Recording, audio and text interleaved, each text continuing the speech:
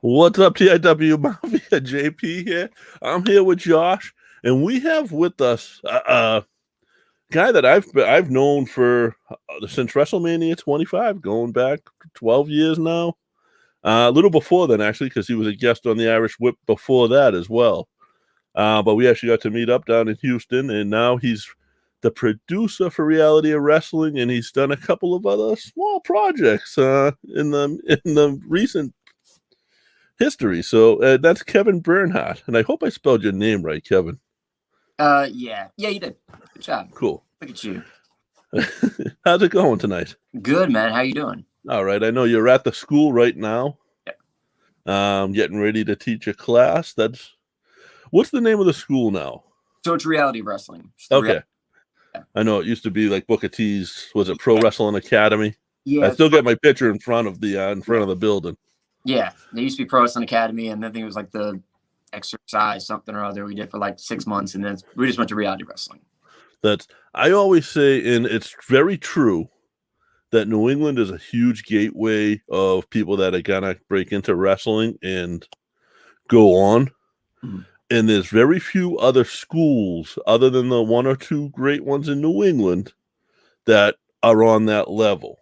And I think Reality of Wrestling, I think it's you guys, New England Pro Wrestling Academy, and this is in no particular order, by the way, and probably Lance Storm's Academy. Yeah. As like the top three schools, period. Yeah, I always if I had $1 million or I had unlimited money and unlimited funds, what I would do if I was going to become a professional wrestler again and I had to do it, I would go to Lance Storm School first before I did anything else, because I would learn my basics. Because it's a 12-week camp. And everybody that comes out of there can do perfect arm drags, perfect hip tosses, everything's perfect. Like all their fundamentals are just phenomenal. And then I would go to a secondary school like a Reality Wrestling or New England or somewhere that I could then learn to be a character and learn to like put together full matches, things like that. But Storm School, I hope he opens back up now that he's not doing WWE right now. Right. I really hope he opens back up, because the guys that came out of there were phenomenal. Yeah. Well, you guys, I mean, you want an example of somebody that hit those three schools and went on, and it's Oni Larkin. Yeah. Oni was here. He came Oni a while and just did amazing. But he went to the Storm. Yeah. He learned, man. When he got here, he was already crisp. He started out in New England. He started out at New England Pro Wrestling Academy. I knew who he was. I had set up a couple of shows that he was on, but that was about the extent of it. Then he left and went up to Canada for Lance Storm. And then I'm watching Raw one day, and there he is, and he's next to, I don't think you were there, but Robbie Gilmore was there doing security. And I texted Robbie. I said, get to know the kid next to you and book him. Yeah. And when Oni came back up to New England for the short time in between Texas and his current run with NXT, he came up to me and he was like, so I guess I'm supposed to thank you, huh?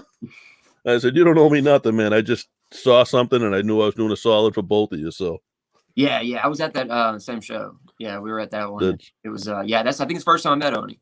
Was that? Yeah, good kid too. Yeah, he actually is mad. He came to Reality Wrestling. I'm the one that wrestled him. So okay, nice. That's a tag match. And Robbie. So that was a intergender match, was it? Yeah, right. He's like, I want to do the gimmick right then. I came out of it for a minute, and then I went back. Okay. Yeah, it was just me and Oni. Like, man, he's so good. Yeah, he was solid. I don't think we talked. We didn't, because he got there right as the show was starting. He definitely got crisper going up to Lance's, but I think he was a great character in New England before he left. Yeah. And then his work rate and everything just got so much better, moving. And that's what you do. Like, you can't, I don't think going to one school is the right thing. I think you got it right. Now, bouncing around a little bit, going to different companies, going to different places is just so valuable, because you're learning different styles, different things. That's what the Performance Center has too, is it's got different styles, different people now. Right. Yeah, they bring in guys, they bring in guys out of those camps. Do you, like, when you're talking about camps like this, and it's always fun when JP, like, we bring up academies, and there's smaller dojos that start, and it's always fun for me for people to draw out like their tiers of evolution and how people elevate in professional wrestling. Like, one of my questions, like, just listening to you guys talk, and it's always fun when I get to listen to JP. Like, sometimes we just do this, like, we listen to the interviews and they're like, oh, I want to ask this question. like investment wise, because everybody, it feels like that when we get them on the show, a common theme with the ones that succeed or are succeeding or have succeeded to that level is that they always got in an open seat. If they were offered a ride, no matter if they were booked or not, and they knew that they were going to have to put the ring together, they still went. Texas is huge for that because you guys would jump in cars and go to Arkansas, all over Texas. Like you guys all did that. I tried to get a car race to drive up to New England and didn't have bookings for any years, but I knew I could get a dozen bookings for all years. Yeah. So I guess and you guys were willing to do it. I guess my question is that still relevant today as you experience like pre and post COVID? How relevant is that even today as it was 10 years ago? So post COVID has been a little tricky, but it's right before and even right now. I mean, this weekend we've got so many of our guys are out on the road, just all over trying to, because Texas right now does have bookings opening back up and people starting to run shows again. And we've got a lot of students here. And a lot of the ways we do it is kind of when somebody's right there on the cusp of being ready or on the cusp of being ready. It's, hey, find you somebody. Grab one of the guys to bring you in and, hey, you don't have a booking, but you can go and just meet people and, interact. And hopefully there might be something that opens up for you. Normally there does. A lot of times, especially smaller shows, if it's somebody that's a pretty good hand, like if you have a Ryan Davidson or a Gino or a Rex or one of those guys that has a little bit of pull and a little clout and says, hey, this guy's kind of ready, the promoters will say, I think I can find something for him. And they'll kind of just let him on something. Or you might just be setting up a ring, but you're also getting to know people. You're making those contacts, which is so important because this business is all about contacts. One of the best lessons I ever got was doing a Tom Pritchard clinic. And at the clinic, there was probably 40 people there. And everybody was going to Tom being like, hey, here's my stuff. And just like really kissing his ass and going. And at the end of it, he was like, none of you guys have talked to each other. And he started looking around. I think Luke Hawks was there. And there was another guy there. And he's like, this guy owns a promotion. This guy runs a company. This guy is like one of the head guys at that company. He's like, if y'all would just talk to each other and try and impress each other and not just try and impress the trainer, y'all could have 30 bookings tonight, this weekend. But you said Luke Hawks. Luke Hawks is an old for me, an old Texas name. That's like a Lash. Same as Lash LaRue. I'm like, ooh. Oh, geez. Like when somebody brings, because he was on our show over a decade ago. So that's another cool name to hear. At it, man. Luke's been at it. He's actually doing so well right now because he's moved from this, side of the world. He's still in wrestling. He's still doing really well, but he's also doing acting and he's doing stunt work. And he was just in like a Jamie Foxx movie. He was in Wolverine. He's doing all these movies. And he just got a bunch of our guys, goes back to that contacts and making contacts with people and making those connections. He got Ryan Davidson and some of the Wildcat guys on that new show Heels, which is coming out with Stephen Amell. It's going to be a TV series on Stars. And he got a bunch of our guys and he got a bunch of his Wildcat guys doing stunt work now and got their SAG cards and got all that stuff. And it's just making contacts. It's, so you have to get in those car rides. You've got to, and that's when you make those bonds too. Making those. That's huge, getting the SAG cards, because if you're not working one weekend, you make a good stunt double. You can make a great stunt double. You got that insurance coming in now.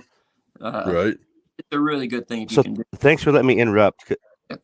Thanks for letting me interrupt, because I know, like I interrupt these conversations because like you guys are going to talk about stuff and then I'm going to see things and I'm going to ask questions about and dig deeper, especially when we get into WrestleMania 25. So I'm going to let you guys continue your thing and then I'll get into that here in a minute. That was one of the best weekends of my life. So much fun that whole weekend. Like I forget how long we were down there for, but we stayed with Robbie. And you want a funny story on that no one probably knows? Let's get into it. Is Robbie, if you remember Robbie's house, like you guys all had, to us, like very nice houses. Yeah. Because it was all brand new developments and they were very nice houses. JP lives in Southie. JP lives in Southie, so anything's nice. Easy there, Montana. But we had so Robbie had an extra bedroom with an extra bed.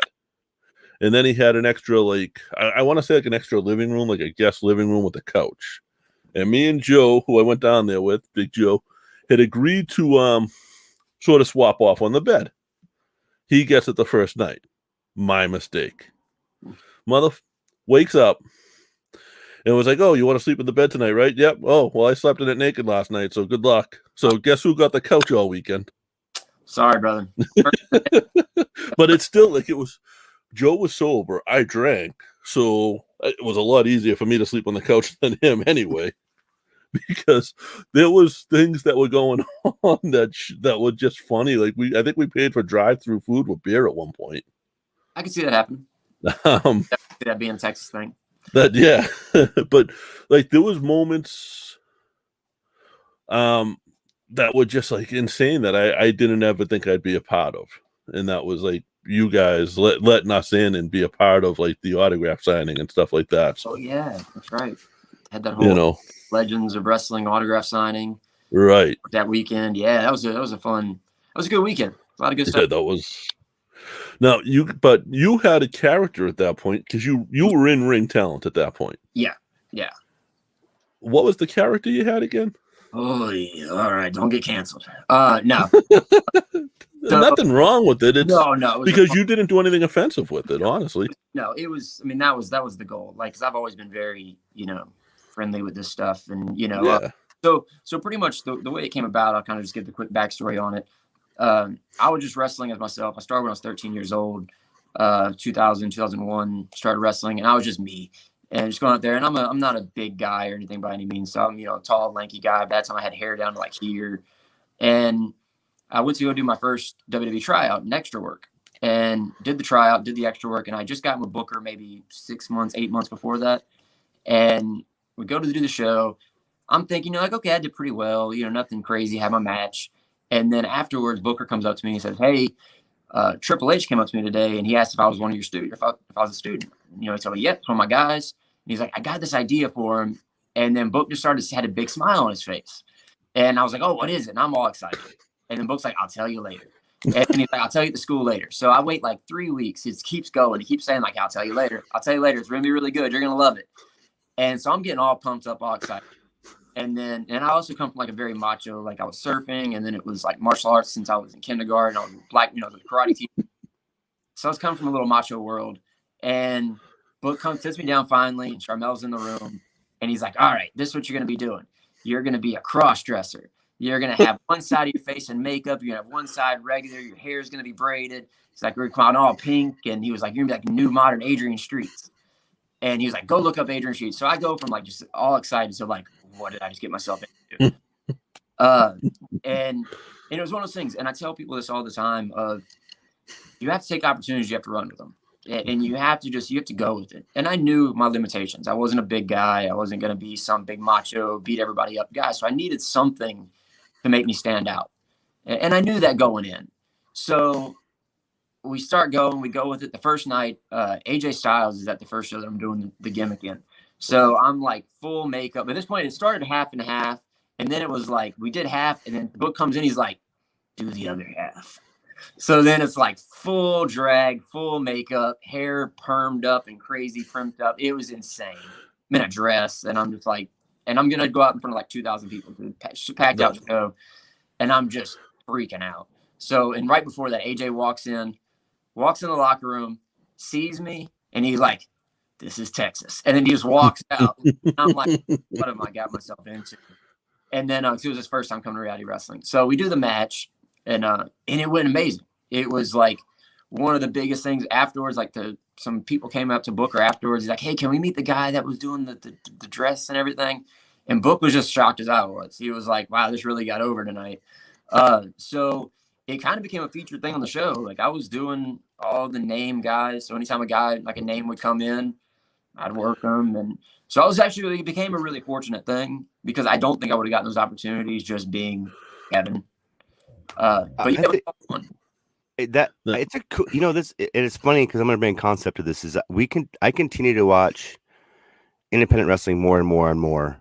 And I continue to get more and more exposed to people like Edith and Surreal, like somebody that challenges my thought process that I was taught as a kid that was backwards thinking, right? Mm-hmm. It challenges my thought process. And I really feel like that's what this art form is for. That's what this is for, is to challenge that. And it's for me to really look at it and go, what is wrong? There's absolutely nothing, and that's the hardest part. And I'm just going to call it what it is. It's just bigotry that I was raised to. It was gay. This, I don't want to say the FAG word. Like it was that. It was this is gay. It was all the time. So, even at 45, to watch this next generation come up and be as open-minded and caring and passionate about not just sharing like pro wrestling, but themselves in that art form is tremendous, dude. So I don't think you give yourself enough credit for actually being willing to do that. And I got a lot of help. I will say, like, there was because you get in wrestling at that time, it was a very, very macho. This is 2006, and it was still very macho. It was still very, all the guys that were there were the, in the big times were, it was all the Undertakers and JBLs and this and that. But the thing I got the most credit and the most kind of advice and everything was on Boogeyman was down here training. And we had a lot of the names here at the time. It was a lot of the WWE guys. And Boogie kind of sat me down because you could tell when I first was doing it, I was still uncomfortable. Like I was still trying to find it because it's just so out of my personality. And I had to kind of find that and tap into it. And you have to go 100% into it. You can't, if you half-ass it, if I would have half-assed it, I would have done the gimmick for a minute. I would have done some matches. It wouldn't have gotten over because I would have half-assed it. And then instead of thinking like, all right, I just won't do a really good job of this and then I can go back to being me, I just wouldn't have been on the card anymore. It would have been it failed. So it wouldn't have been like a, hey, oh, well, maybe we'll just do something else with it. There's a lot of times you just are gone. So yeah, and you did treat it with care, and you cared about that character. You genuinely did. Like I remember seeing you because we got to go to a couple. I don't think we did an ROW show. I think he just did the signing that weekend, if I remember right. But we definitely went to a couple of the indie shows that you guys were on, and like you could tell you cared about that character, and you could tell the fans. I don't want to say bought into that character, but the fans also cared about that character, whether it was as a baby or as a heel. So yeah, it was really funny because originally it was a heel because we thought like, hey, it's just the way that was going to be a heel. But really quickly, because it was entertaining, because as long as something's entertaining, people don't care. Right. I've come to learn that if it's entertaining, you're not doing it in a negative or derogatory way, and you're just being entertaining. No matter what your character is, if it's entertaining and they'll buy into it and they'll enjoy it. I mean, you were listening to the boss before he was the boss, if you think about it. Yeah. Yeah, and he again had that same mentality. People don't realize that like Triple H and those guys, everybody thinks they're just like body guys because you always hear those stories, but really they want characters and they want people that can be entertaining. And Triple H was a huge Adrian Streets fan, so when he saw somebody, and he realized just like he's doing now with NXT, that hey, sometimes if somebody's not a big guy, maybe they're a small guy, they're skinny, fat, whatever, they're going to need something to make them different and make them stand out. And a lot of times a good thought out character can do that. And people think Triple H just loves big bodies. And he really doesn't. Like, it's funny, but everybody would have thought that for so long. But look at what he's doing with NXT. I mean, it's not just body guys. It's not just, there's people of all shapes, sizes, everything. So it was cool. Just like people think William Regal just loves British amateur wrestling and British wrestling, and all he likes is character work. So it's he loves August Gray. Yeah. Well, who doesn't? Yeah. You had to bring him up, huh? We've brought up August Gray every episode since. I mean, he's from this area, so. Oh, right on. Nice. Are you do you watch the current product? Do I watch it? I do. Well, I mean, I have to kind of keep up with a little bit, but I don't watch it as much as I should right now. It's just been mostly all it comes down to. I'm doing so much reality wrestling and so many projects that I just don't have time a lot of times to sit and watch the full 3 hours of Raw and 2 hours of SmackDown and this and that. But I do keep up with it. I keep up a lot of times with through YouTube, through DVR, and just kind of like fast forwarding through segments, but kind of trying to keep up as much as I can. Just so updated on the projects, and what they're doing. I got one coming in from we have a little chat going on pretty much all of everywhere where we're going out live, which is like YouTube, Facebook. But Mad Dog Matt Kelly wants to know, hey Kevin, what's your favorite match that you produced? And I think that's a pretty good question. I like that. That's a good one. I guess from historical, from a sentimental, from that kind of standpoint, doing Booker's last match was a big one for me. So I guess kind of he had 2 last matches. We had the full like really last match. It was his last singles match with Rex Andrews. And just we never thought it was going to happen. Like it was just such a, we just did it. We talked about it. And it was like a month, 2 later, he's like, all right, cool, let's do it. We're going to do it in a month. So it was just really last minute. It's like, all right, so now it's all this hype for it and all this stuff. And it really was on a whim. And just getting to produce that and getting to look at all the screen, I'm sitting there. By this point, Booker's like best friend, father figure kind of stuff. Yeah. Too. So getting to see him do that and do really well on it. And because I know there's some nerves and some jitters if it was going to be great. And that was really, really cool. And then he just did one recently, which was fun. But, I mean, it was like a 6-man or 5-on-5, which was a lot of fun. But, again, it didn't quite have the same sentimental value just because it wasn't like that. In this match, he was legit training for and getting ready for, like, can I still do this? And then at the end of that bell when it rang and he's doing great and feeling it, you just have this good moment. Yeah. I think any professional wrestler until they're in the grave can do it. Yeah, it's crazy, man. It's crazy of any level that you want to do it. It's the hardest business to quit, isn't it? It really is. That's why I've always been so impressed. And I don't like putting him over nonstop on podcasts because everybody expects me to just talk about Booker. Because that's no, do it. Because he's. Because this podcast is going to be titled Kevin Bernhardt from Booker T's. It's going to be Kevin Bernhardt, Booker T's reality. I'm joking. No, I mean, I get it. But it's one of those things I've always so impressed with him because he's one of those guys that was able to really see his business for what it was. And he wasn't trying to just live his glory days, do that kind of stuff. He really was like, all right, I did so much that I wanted to do. I'm really happy with my life and happy with the way everything's going. And he still gets to teach wrestling and be around wrestling. So he just doesn't normally have that itch, which is awesome because every other wrestler feels like does. And he just really is in this moment of the only reason he did the Rex match was he was trying to get Rex Andrew a contract, at the time. And is that right? Yeah, that was the reason he did the match. It was, I want Rex to get seen. I know if I do a match with him, it'll be seen by millions of people and WB will watch it. And then at the end of the day, and to Rex's credit, he kind of, after he did it, he got some offers and then he started his own business and it was, I can't do both of these. And Rex really decided, I need to do a family, like he wanted to start a family. He wanted to do all that stuff. So it became that. But I mean, really Booker's only reason for that match was I want to get Rex Andrews noticed because I'm really proud of this kid. And so I'm going to go ahead and do what I said I wasn't going to do and have another match.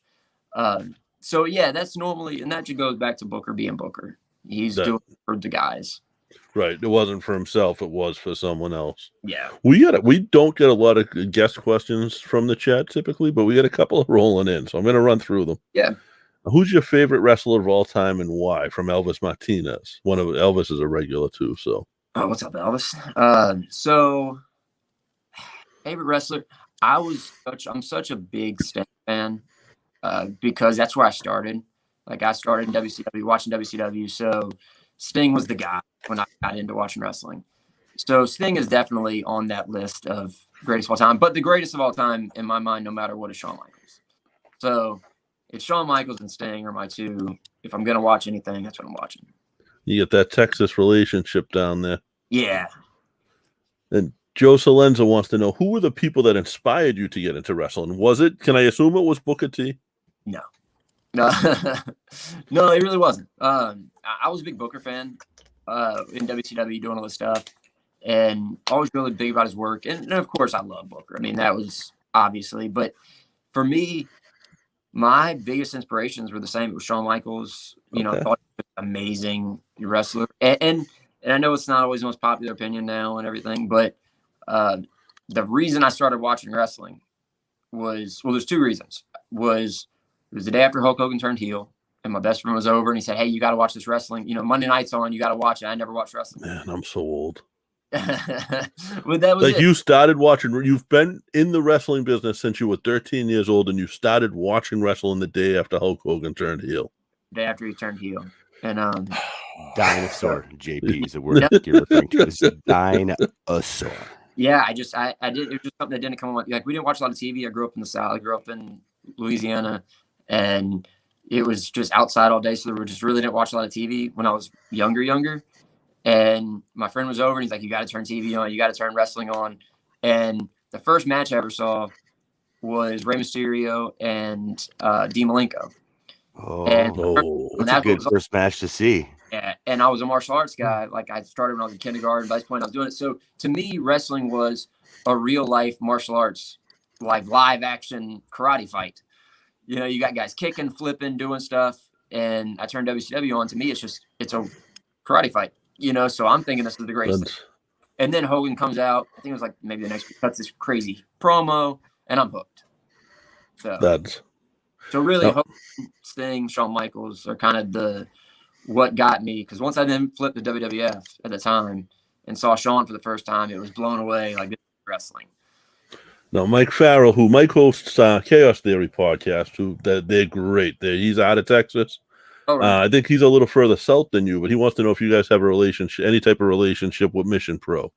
Yeah. A bunch of our people are on Mission Pro. And I went down there and helped with one of the shows because Thunder's doing her stuff. And Thunder's been here a ton of times. She comes training down here. Thunder's amazing. Thunder Rose. How genuine of a person, everybody talks highly of her, but I guess that's my judge of people that are in this business to do the right thing is how much they give back. And that's all I hear about her. All she does. All I hear about her. Yeah. So many of our girls right now that are doing AEW are because of Thunder. She just got in the company. She just got there. The first thing she did is she's hitting the office up being like, hey, can I bring 3 girls with me? You know, and it's just, that's awesome. You know, maybe not to work or anything. She just, hey, can I bring some girls with me? Hey, I got a couple girls that I want to bring down. Is there any way they can get a shot? You know, she's just from the day one. And that's what she does. She's just a really good person. Sounds like a Sarah Del Rey. Yeah. You know, you're doing an indie show. If you're doing an independent show, you can kind of do that anytime. I think now with if you're getting booked on an AEW like that, now's the best time to do that there because there's really no fans, but they still have that little front row that's working. So you got somewhere to put them. You got places where they're going to entice the show a little still. Yep. You got places to put them. You got stuff you can do. And they have so many spots on that AEW Dark. Yeah. And now AEW, is it Evolution or Revolution? Evolate. I can't remember what it's called. But anyways, the other AEW Dark show, and they've got so many spots. So it's a great way for them to test people out. So it's been great. And the Thunder, from the day I met her, she was just the nicest person in the world. And just genuine, gives you a big hug and wants to talk about you and figure out how your day's going, and one of those kind of people. Now, Nick Haddix and his 2 sons want to know, what's the one match that you could watch over and over again? And I've watched it over and over again. And I know it's controversial on people's list of it's great, it's awful. It's the Shawn Michaels Bret Hart Iron Man match. Oh, I thought you were going to pick the same one as me. Yeah. And I saw it WrestleMania weekend. Yeah. And it was Shawn and Taker. Yeah. Yeah, that one too. Those are two. I know so I used to go to sleep at night a lot of times, and I'd put that match on because I've seen it so many times that I could kind of go to sleep to it. Because I used to sleep with my TV on when I was a kid. And then it got to the point of I knew the match. I've been able to do it. So do you remember Gustavo Mendoza when you were down here? Yes. Yeah, I remember Gustavo. So me, Gustavo, and Robbie used to do that match, as we used to warm up kind of stuff. So we would actually do the first half of that match just by memorization, and because it was their match too. So yeah, that'd be the match. I've seen that match probably 100 times. I'm going to answer this one for you. Bobby D. Robert DeMore wants to know if you ever wrestled in Boston. I don't think you ever did you? I haven't been to Boston. I wanted so hard to get you guys up here. I've been up north. I've been all around, but I've never been to Boston. I had a plan for you guys, getting you guys up here, and I just never was able to just get a couple of bookings here and a couple of bookings for you guys halfway, fill a car up, because you tell a group of wrestlers, and not all of them, there are people around here that'll be quick to jump in any car. Yeah. But you tell a group of wrestlers around here to jump in a car and drive to Texas, and they're going to be like, no, I need this and this and this. If I had said that to you back then, you would have been like, sure, I'm going to load up Gustavo, Robbie, and whoever else you can put in that car. Everyone splits gas, and you all get your paydays once you're up here. You get enough bookings, and it pays for itself. Yeah, and that goes to a lot of guys who make it, who don't, and there's different groups of guys and mentality. But I will say, I'm not crapping on anyone because some of my friends are up here. Yeah, but and there's guys that I've met everywhere around the country that will do that. One of the things with Texas wrestlers, I will say though, and the ones that are making it and doing really well, is Texas is big and you have to drive a lot, so it's already you're very used to jumping in and driving 6, 7, 8 hours pretty regularly. And not getting out of the state yet. Because it's like, oh, it's Texas company, so you take a booking, and then when afterwards you realize, oh man, this is 8 hours away. So it's kind of just one of those, you were a little more used to some of those drives, but also it's just a mentality of certain groups. And I know there's certain groups in New York, there's certain groups in Florida, it's always that, but our group is always big of, just going and working. Because if you work for Booker at that time and now, like, you're expected to work. You're expected like put in some hours. It's not like come to the gym when you can afford it or when you want to. It's, hey, you're going to be here 2 or 3 days a week. You're going to be grinding for those 2 or 3 days. And because of that, a lot of the guys that are here are very dedicated. So they're willing to say, most of them get jobs just so they can wrestle. Like, they get jobs because, like, they'll find a job and it says, like, hey, you got to work weekends. Well, I can't work weekends because I have shows. Or, hey, I got this good paying job they want to offer me, but I can't, but I have to work every night. It's like, well, I got to practice at night. So then they'll find another job that they can work days. So knowing the deal. I was just going to say, like, I can't do weekends and I also can't do Tuesdays or Thursday nights. It's rough, man. But, that's one of the things we tell people, right? When they sign up for the school or sign up, we're like, hey, realize that, like, don't go find yourself a job where if you move all the way down here, and we got people that do it, they move all the way down here and then they take a job where they have to work every night. I'm like, well, why are you here? Because you can't train. So, no, I have a question for you, and I want to go back a little bit. Yeah, go ahead. Before you ask this question, do we need to pay bills today, or is that later? Yeah, we will in a minute. Okay, just wanted to make sure. Just no. I'm doing Kevin's job right now, so go ahead. Now, you had said, and that I thought of this then, and I just didn't ask it. And I don't, like, you went to a great school. Like, I'll say this: I've been in a lot of wrestling schools. I've been in a lot of buildings. And none of them had a full, like, World's Gym type of setup in them, except for Booker's. Yeah. Like, you guys had all the exercise equipment you wanted. You had access to, there was enough pieces for you all to be working out at the same time. And it was incredible. Like, I took pictures and showed some of the schools here and be like, why aren't you doing this? But did you consider, because I know Shawn Michaels is at the school down there with Rudy for a little while. Mm-hmm. Did you consider that before going to Booker's, and what made you go to Reality Wrestling over that?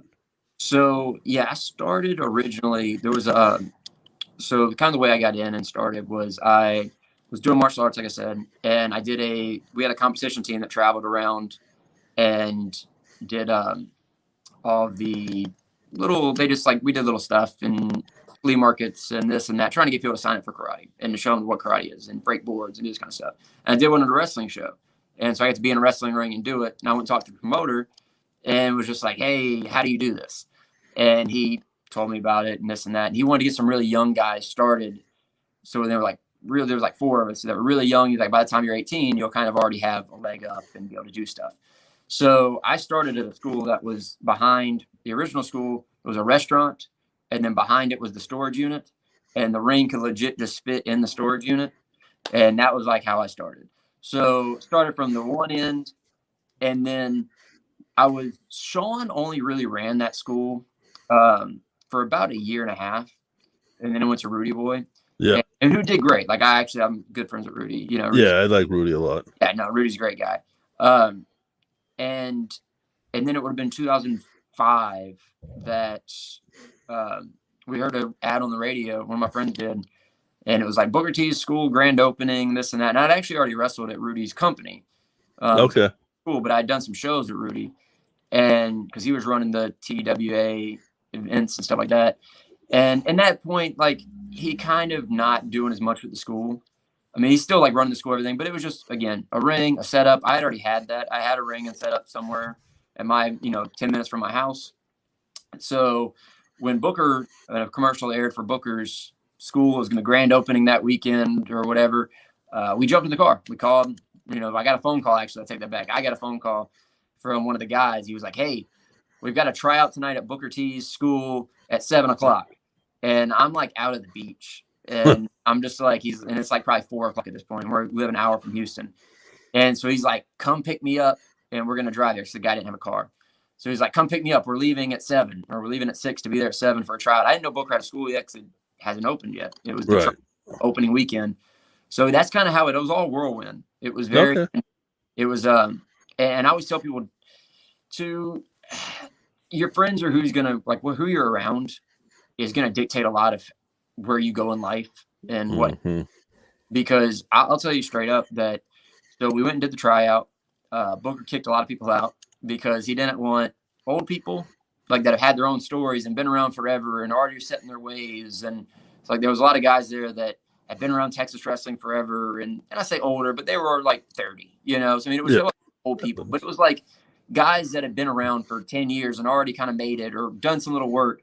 And Booker wanted young, hungry guys that weren't set in their own old ways and didn't have their old stories and bring their old negativity towards wrestling. Like, he wanted a young group of guys. And we did the tryout. He said, you know, right, you guys are good. I'll train you. And then he brought us in the office and he's like, hey, it's going to be $1,000 down. It's going to be, you know, $250 a month, what the old prices were. And it was just one of these kind of shocks. And I'm thinking to myself, like, because the 2 friends that I went with don't have any money, you know, and I didn't have much money.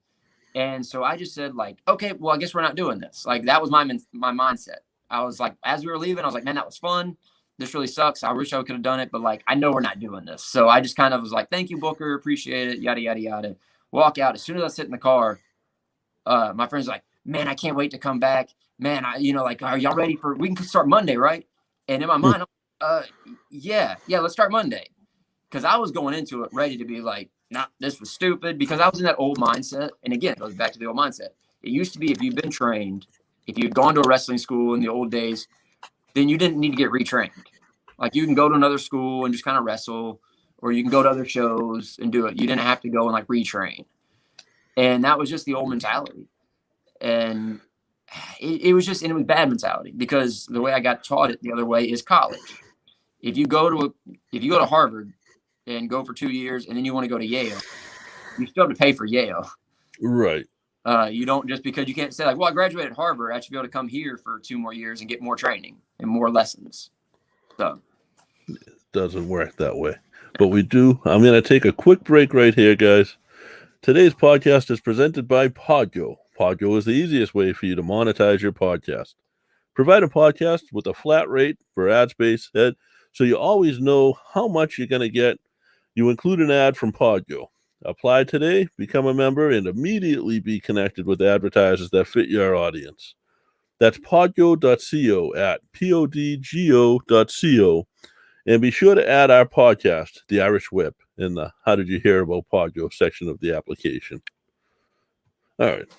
So now, you made a big jump. Like you said, there was a brief period when you went from the Kevin character to being, you know, Kevin Bernhardt, or just Kevin again.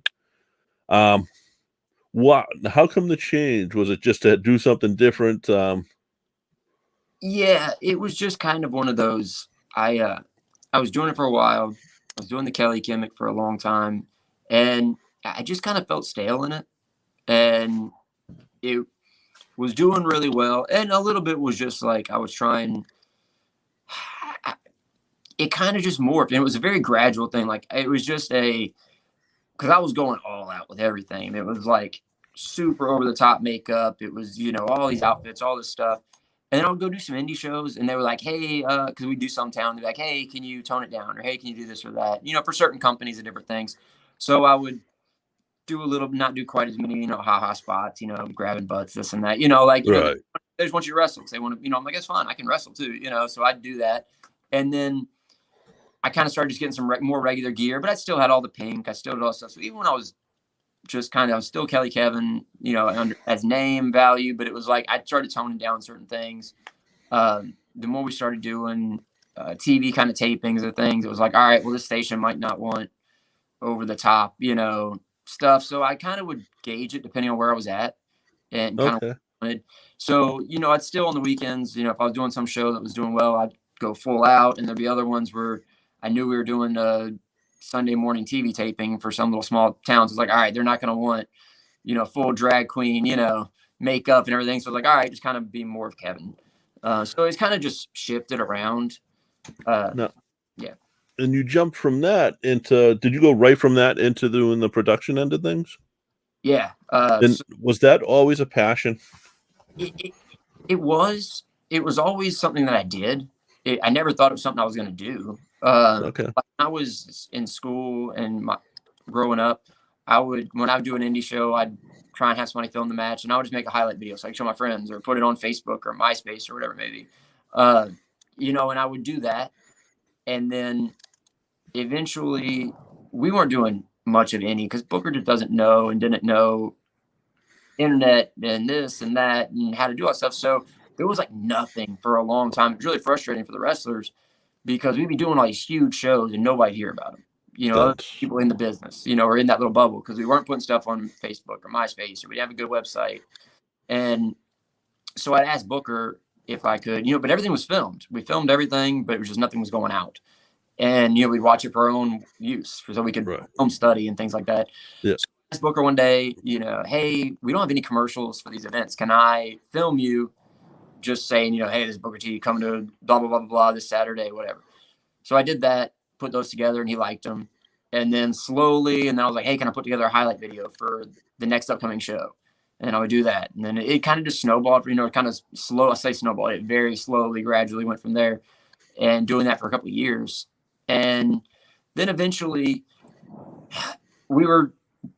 things were rough and we weren't doing great because we kind of refocused. Booker left WWE. He went to TNA for a while. He moved to California for a little while to do some acting stuff. He was just burnt out about wrestling and still doing TNA, but and I kind of he put a little trust in me to just help out with things while he was gone. And things were going a little slower and we had talked about shutting down. It was like, hey, things aren't graduating the way we want them to and getting as big as we want. And I asked him, I was like, okay, can we do something to try something else? Because we haven't done like full episodes. We've never tried to do like a YouTube series or anything. Like, let's try this and see if it works. If not, then yes, we can close up shop and go somewhere, try something else. And it kicked off. As soon as we did one, it really blew up and started doing really well. And the shows were awful. Like, this is my first time editing shows. So I go back and look at them now and they're just the worst. But you're your own worst critic. You're always going to be your own worst critic too. Actually, but it was bad. No. But we did that. And then it got bigger and bigger. And then we started doing TV. We got the local TV production. I think it was the Cube first, which is a local channel here in Houston. Yeah. And then we went to the CW network and started getting local affiliates there. And it was when we were doing the CW that I was still wrestling, but at this point too, I was also agenting. So I was helping put together the matches for people. I was helping guys with the times. I was calling the camera guys and then I'm also putting together my match and having to do my matches and put together my stuff. And I'm just running just raw and I'm thin and I'm just stretched out everywhere. And me and Booker eventually sat and talked one night and he could just see I was just getting burnt out. And he was like, look, you need to make a decision. Like, do you want to be a wrestler? And you can, you might make, you could do it. He's like, he was very honest with me. Like, this is also this is 2012, 2013. So it's before AEW where like the smaller guys are really making it. And even in WWE, a lot of the guys are still a little bigger. But even at that, like I was a good worker and a good wrestler and I was an entertainer. But I mean, I did my tryouts. I was very fortunate to get to do a lot of stuff like that. And I didn't get picked up. And I could have done it for another 5, 6, 7 years of really trying, and maybe who knows what would happen. And Book was like, or you can really focus on production. You can do that till you're 70. Like you can be in this world for a long time. And he was like, it's really up to you. And I kind of sat and thought about it and decided long-term path, career, production. And now here you are, how many years later, and you just produced. How much of it did you produce of what's going to be on A&E? I'm going to tease it before we tell them what it is, but you got something coming up on A&E. I help more with, getting location stuff, being it. I think I got some cameo work on it of being on some of the shots and stuff and things like that through Booker's stuff because I helped with Booker's documentary that's coming on A&E and then also the Hidden Treasures stuff for A&E. Oh, so they're going to do it book is going to be one of the biographies they're doing too. I didn't know that. I knew it was going to be one of the Hidden Treasures. Yeah, he's got one of the hidden treasures. He's on a lot of the hidden treasure stuff, which we helped out with. I think that's the cool part for me is like pro wrestling. If you think about it, for us is old, right? Like the JP's talking about when you started watching wrestling as opposed to when we started watching wrestling. Yeah. Is Hulk Hogan was still wearing yellow tights and had the belt when I started, for the record. right. There was no color now. It was just black and white. there was like a clicker too. It actually clicked, right? Yeah, JP? yeah. So you started. That's the difference. Is there was no clicker. You watched it on cable. I didn't have cable. Mine was a rabbit ear antennas when I started watching. That's age it like that. Start getting old. Start feeling. I am. So how much you're talking about producing in the production? It's that's a high stress job, right? I mean, that's just kind of a high stress thing. You're always planning, right? Is there anything in your life that you don't plan? Like, is that your escape? Like, I want to go to vacation and I don't want to plan shit, so you plan it for me. Just tell me what to do. Yeah. I which is funny because I'm not a planner. Like in my natural just life, I wasn't before this. Now you have to be planning everything and doing stuff. But no, it's a stressful job. It definitely is. But at the same time, I tell people all the time, like, I love my job. Like, I wouldn't do it. Like, if I could pick any job, if I could tell my 12-year-old self, like, hey, this is what you're going to be doing one day, like, I never believed it because I get to have met all my heroes. And luckily, in meeting all your heroes, there haven't been many I didn't like. So many times they say, don't meet your heroes and all that stuff. But, man, everybody's been so great to me. And it's been a really good thing. So it's a super stressful job.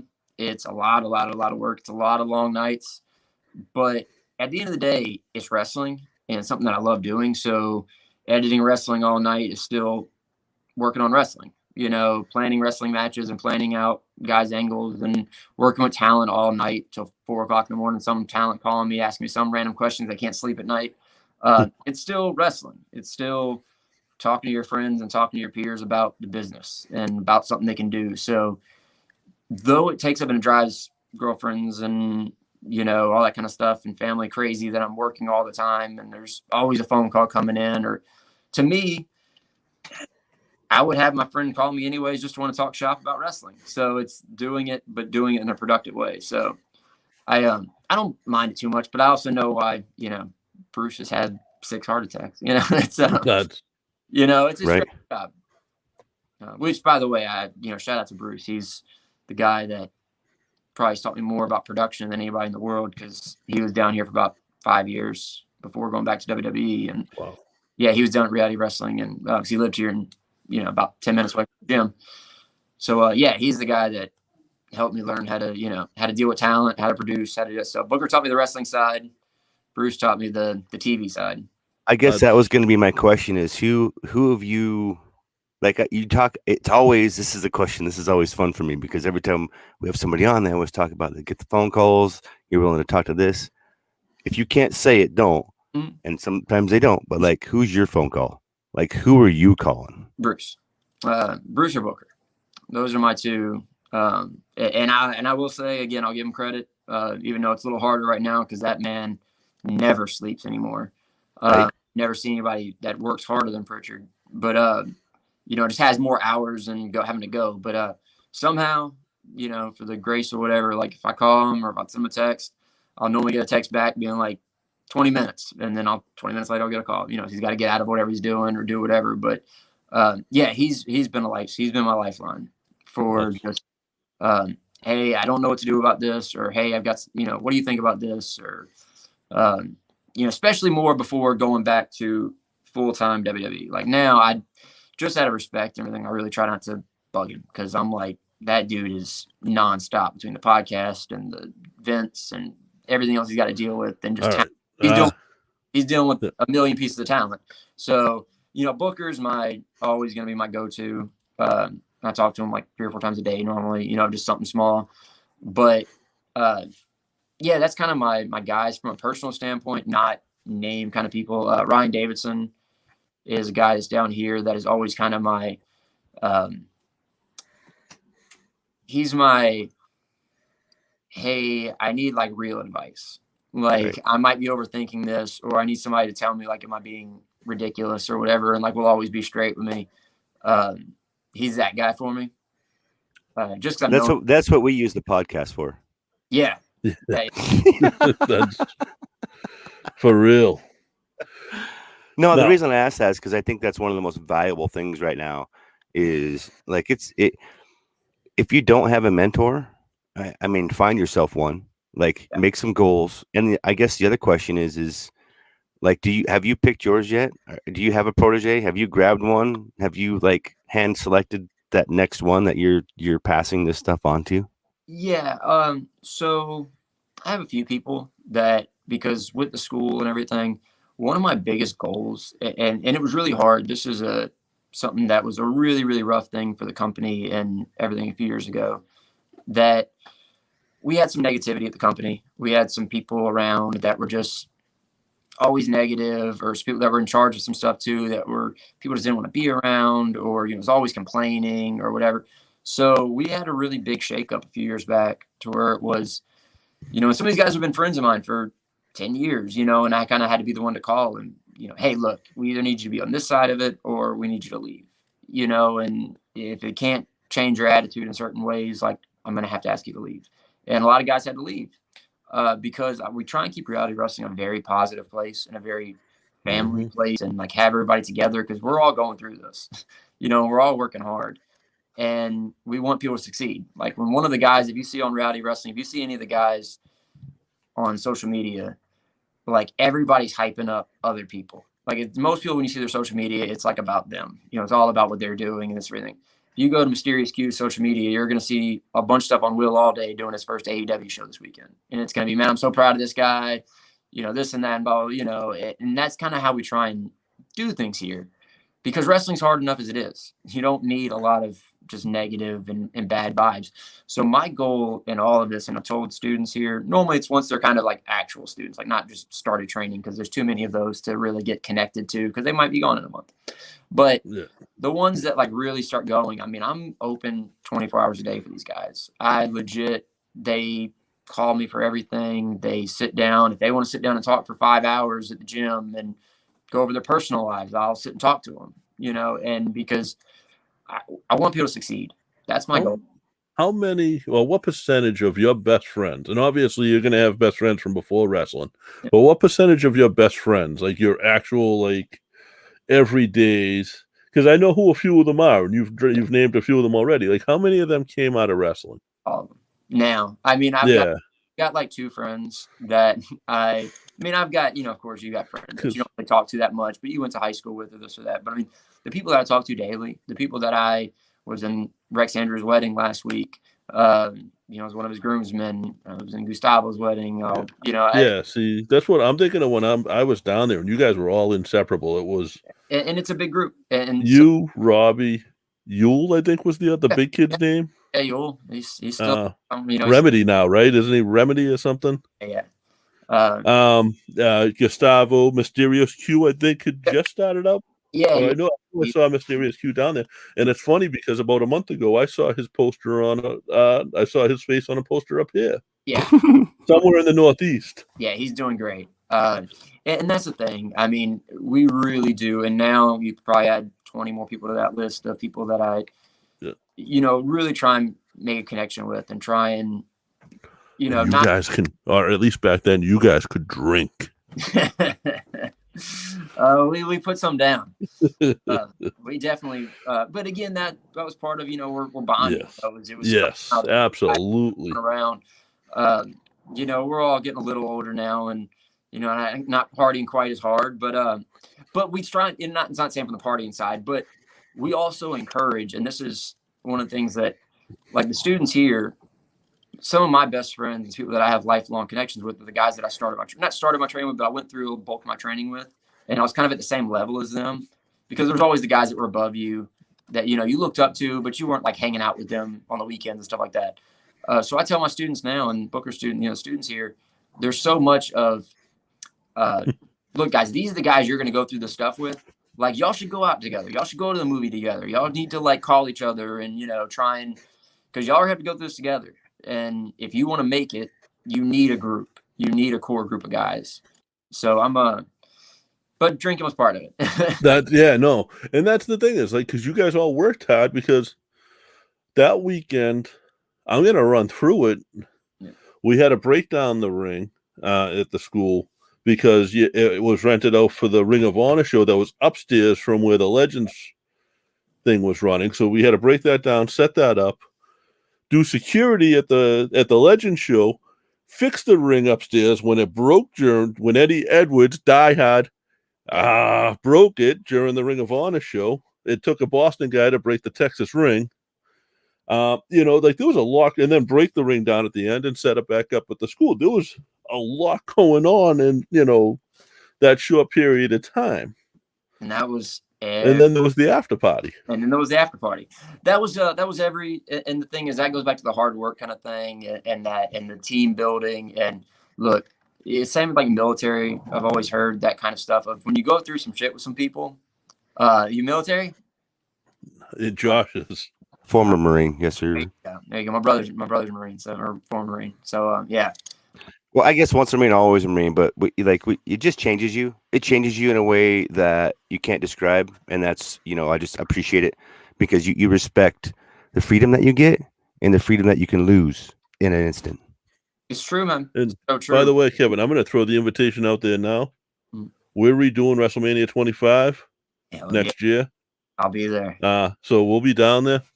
I'll be there, brother. And there'll be a group. So we're going to have, I know, I don't drink as much as I did back then either, but we'll definitely throw one or two back. We'll have some. Yeah, but that was what I was saying too with that part of it is our normal schedule. And we did every 2 weeks. We did shows, I think it was at the time. And we had a storage unit. So we had to take a U-Haul to a storage unit at 5 a.m. We picked up we had to load the storage unit or load the ring into the ring truck, drive to the show, set up all the lights, set everything up, do the show, then tear it all down, drive it back to a storage unit or drive it back to the school, put it back up. And so we'd start our day at like 5 a.m. and we normally get done around 2 a.m. Like that was the show day. And, that was with wrestling and everything else. And then it was, all right, let's go grab a drink after this because then we're tired. Like everybody's beating, but you have these moments with these people where you're just like, you're dragging, and it's hard and you're exhausted and you're miserable sometimes, or you have a bad match or whatever may happen. So you have these moments with these people, especially the ones that decide they're going to do that. Because some people would scatter off or do something, and you also made a bigger bond with people that were willing to do it because you kind of, I don't say resented, but you were like, man, I can't believe that guy didn't show back up. Like it was so the guys that were really in there together, you did have a very tight bond with because you went through some hard nights and some long drives. And when you do that a lot, you make bonds. And that's what this business should be about. I think that's the cool part. And JP, before we spin the wheel, like we had this conversation the other night. It's like you think of where like a John Moxley, Roman Reigns, Seth Rollins are at right now, as opposed to where they started. And those guys did some, they did some rides, they did some hours, they did a lot of stuff to get to where they were just able to be where they're at now. So yeah, that grind is amazing. And man, just everything, the dedication, even that you put into it, everything that you do for reality wrestling. I get the chance to watch it on Fight. Like it's one of those things on Fight that it's free. So go watch it. Like literally go watch reality wrestling. It's another one of those Texas alternatives that I call them that I forget about because I'm stuck in the Northeast so much. All mine's like always my. You're in the damn Midwest. I'm not. It's not Midwest. I'm in Montana. How is that Midwest? That is like almost Canada. I suck at geography. But like Josh's problem is Josh is stuck watching wrestling on a screen all the time because there's nothing up there for shows. Nothing. Yeah. Nothing. That's rough, man. Yeah, and we're all stuck in our bubbles. We had that conversation last night at the gym of we don't realize too like how small our bubbles are sometimes, and we get really thinking like we're getting noticed or thinking like all these people see you, but you don't realize that like the Northeast has their stuff they watch, the South has its stuff they watch. Even today when everything's global, you still because that's who your friends are on social media as well. So like, and you see what your friends post a lot. So if most of your friends are wrestlers at this kind of world and they're sharing all that stuff, algorithms with social media and stuff like that's what's going to pop up on your page. So we do kind of get trapped in our own bubble sometimes. Now, we have a couple of things that we have to do. I want to make a couple of. I want you to stay with us because I want the last thing we do is for you to put over all your stuff, the Twitter, Facebook, and dates and all that. Guys, Josh, are we starting that next week? Thursdays? Yes, sir. So next week, instead of Fridays, it's going to be Thursdays. It's not Free Fig Friday. It's Free Fig Day from here on out. And that's going to be at 7:05. And then starting at 8:05, it's XFL Extreme. And that's going to be a brand new podcast hosted by me and Josh, all about the XFL and probably football in general. Knowing us, we're going to spew off. I'll have to talk about the Patriots and how I hate Tom Brady right now. I love him right now. I love Tom Brady because you hate him. I love Tom Brady. It will be mostly about the XFL and the news coming up with that. You'll be able to find that in all the same places you find this. It'll be out on Wrestling News Source. It'll be on. We'll be on XFL Newsroom. Yeah, we'll be on XFL Newsroom. Be on Full Press Coverage. Also available, I think, on Wrestling News Source. And yes, like we just have global guys lined up. I have guys that have been in the Canadian Football League. I have scouts that actually work in the NFL. They're going to help us out. So it's going to be a good time. And it's something that we kind of put on hold to take a break and really focus on this during the COVID era. We got it exactly where we want it, which is within a 20-minute conversation. Yeah, it's just us having a good time with really cool people, Kevin. And like, we got this stuff to do. I appreciate you being part of this and our announcement and hanging out with us. But JP, let's take care of our stuff so we can talk shop here. 50 names on the wheel right now. Wow. 50 names? 50 names. I'm shuffling them up. You guys, I already shuffled them a little. I'm going to shuffle them a little more. When did you share the screen yet? Yes. I can't. How come I can't see it? Hang on. It's on the screen. Oh, I got you. I'm just blind. Okay. It's that big yellow wheel in the middle of the screen there. Oh, there it is with all the names on it. Sorry, my bad. Let me make my screen bigger. There it is. Hang on one second. Kevin, so you don't know. What we do every week is people that retweet, we pin a tweet every week, and it's a picture of an action figure. People retweet that and leave a comment, and we give away the figure. Nice. We give them away. We haven't given away any AEW figs because I'm too selfish in that manner. It's sorry. I know. I don't care. I don't give a I'm a collector. I don't care. They suffocate in the plastic. That's where they belong. Suffocated. Action figures belong in the plastic. It's funny. Before I collected figures, I used to tease you, telling you to let them breathe, and now I'm like, nope. Hey, I was going to ask you. Mine are open. What do I do with this thing now? What's that? It's that big Iconics, like 18 by 500 picture that I bought. Oh, I forgot to shut the music off. It's more valuable now, JP. That's the answer. I know. That's a nice piece. They let them You're go. a piece.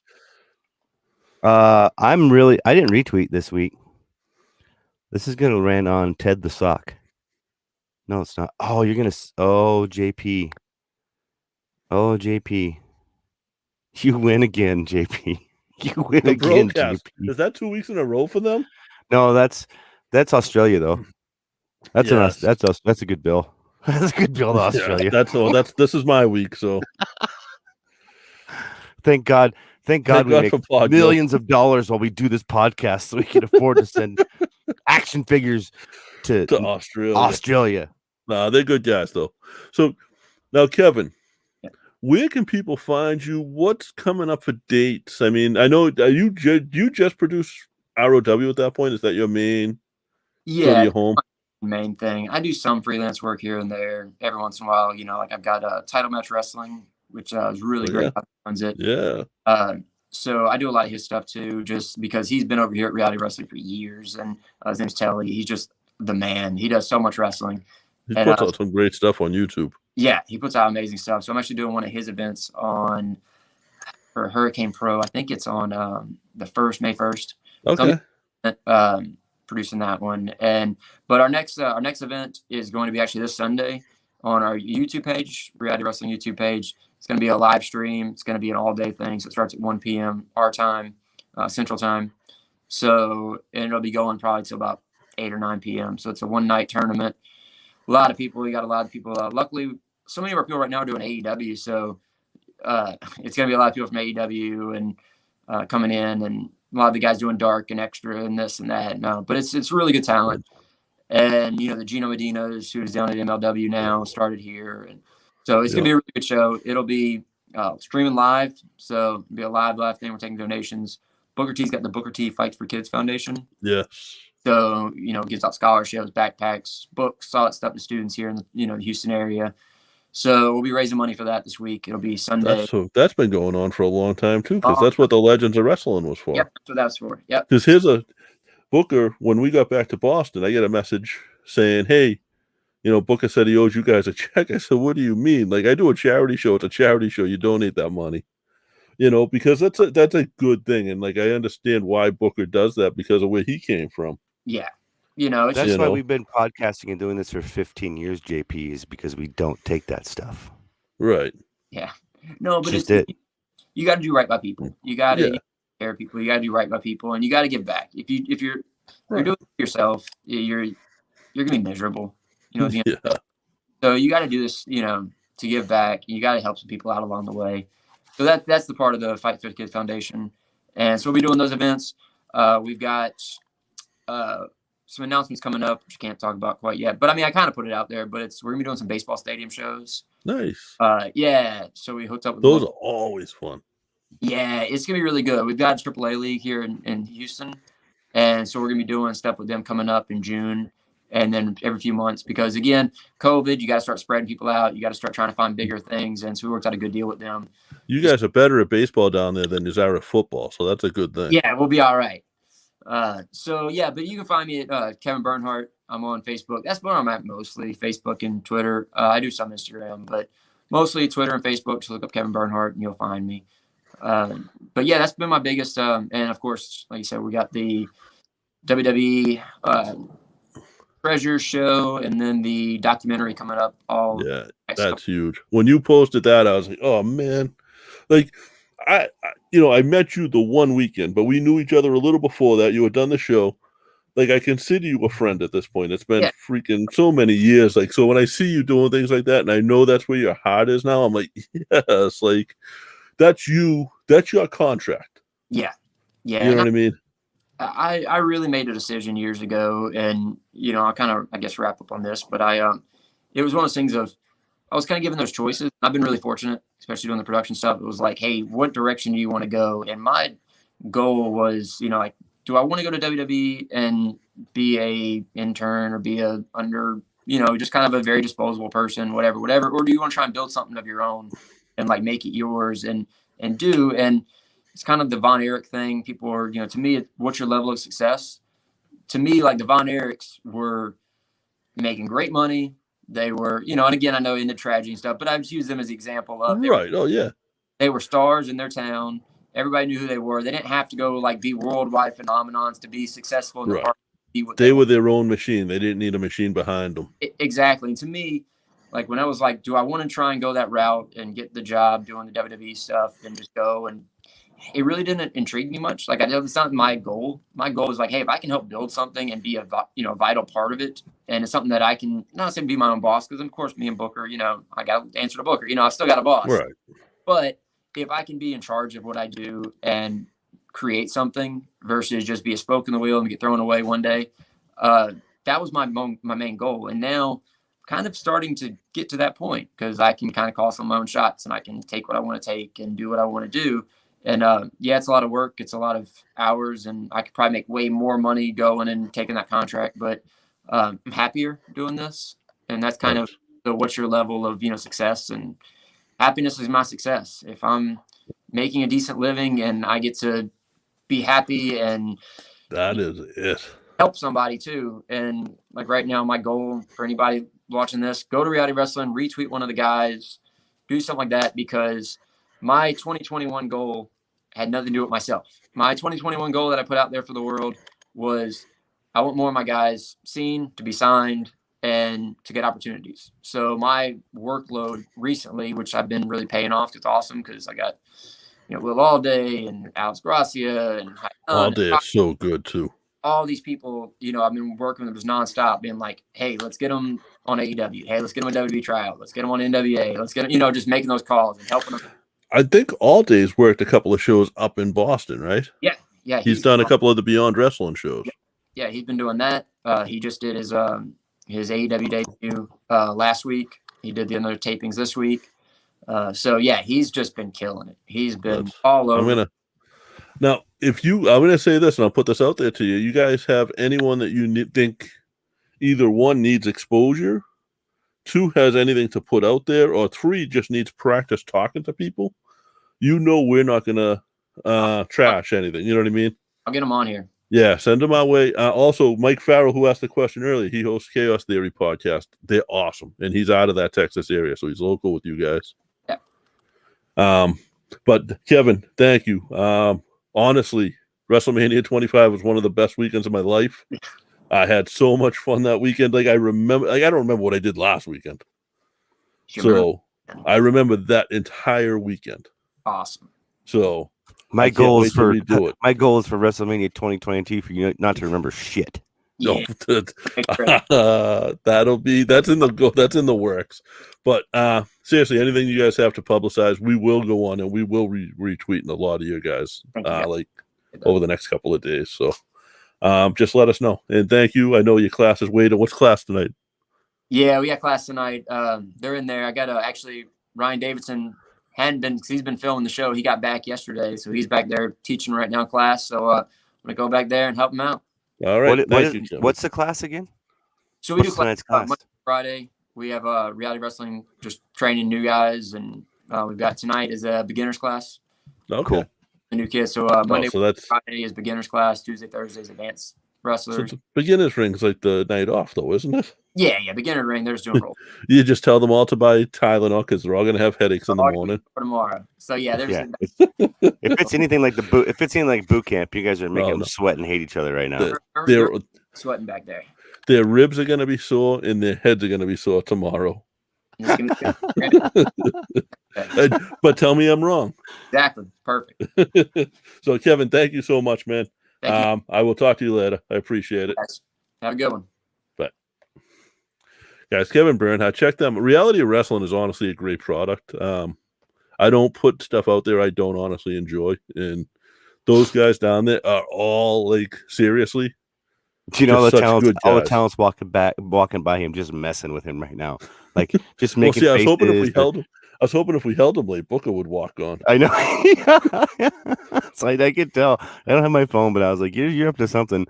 He was getting a little fidgety, and I was like, "What are you doing?" I was trying to watch the time for him because I knew he had the class, but I knew, guys, seriously, check him out. But this XFL thing that we're doing is going to be something special. It's going to be something.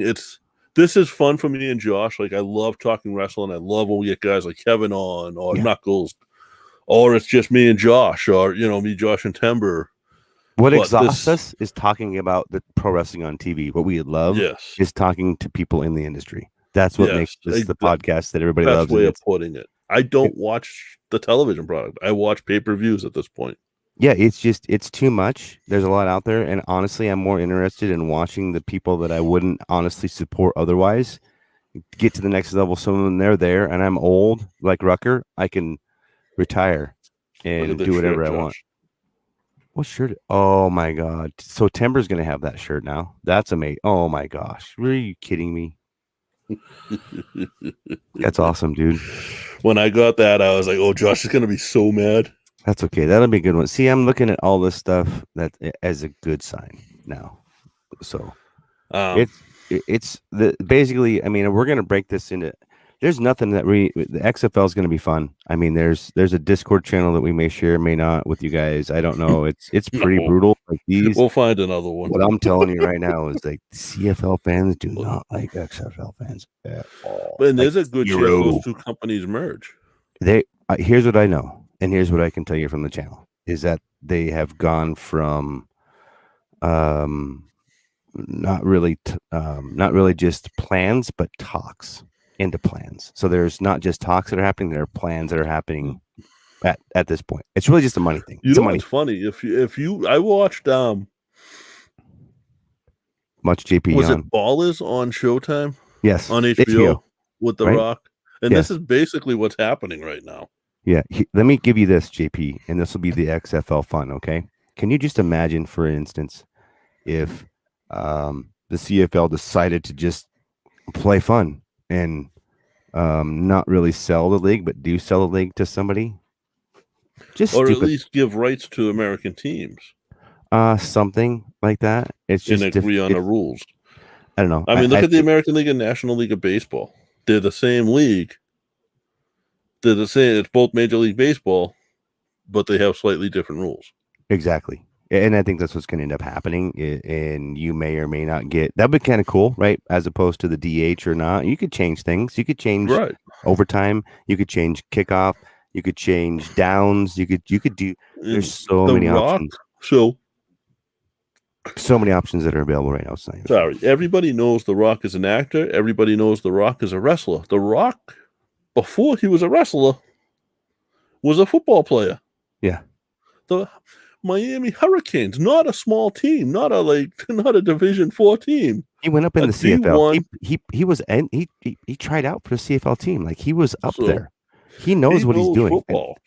It's funny for me to watch these individuals that are a lot of times in these Discord channels that you can see down their here entire day in there, dude. It's at XFL Extreme, at XFL XTREME. That's the Twitter for the XFL show that we'll be doing.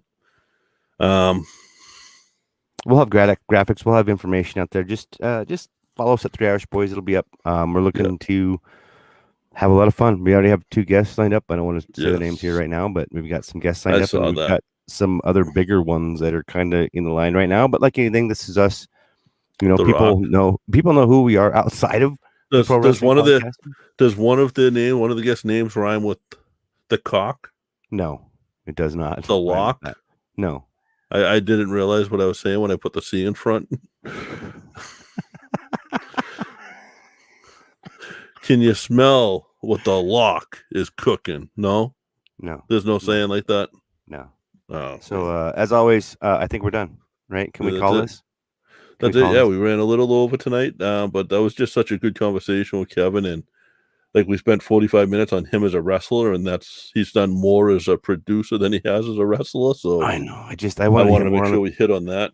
It's so hard to. How do you like? And I wanted that Triple H story. Dude, how cool is that? Like Triple H gave him his gimmick, and that was DX Triple H. I think that's really cool that he was willing to go out on that limb. Give some advice, right? Yeah. You know, it's the same thing. I think when you're in a situation like that, and Triple H is always going to get a bad gig, man. But he is just one of us. Like he is just one of us. Everybody forgets. Like National Hall before we went to WCW, he broke it. He's the one that did this. He's paid the price. He's the one that was not the King of the Ring that year, and why Stone Cold got it. So, man, I think he's humbled himself enough, and I think he's still wild enough to understand that when he sees a kid, he knows when somebody's willing to do it or not. He knows what it takes. Like if you're in that office, just like Kevin said, it says, okay, it's going to be $1,000 down, $250 a month. And the kid that says, I got it, I don't care what I'll do. I'll make the money in the next weekend. The kid that does that is the kid that you're going to do that with. So yeah, absolutely, man. I think if you want the information, you got to show that you want it. I think exhausted. Check out Reality of Wrestling. Sorry, Josh. I know you got a lot going on at home. No, I don't. I have 3 yarns. That's people taking 3 shots within a matter of probably 5 minutes right now. Reality of Wrestling. Check out Kevin Bernhardt everywhere. Like he said, retweet the young kids there. Like Rex Andrews is something special. Rex isn't a young kid anymore. He's been around for a couple of years. He's something special. He's something fun to watch. Guys like Gustavo that he brought up is extremely fun.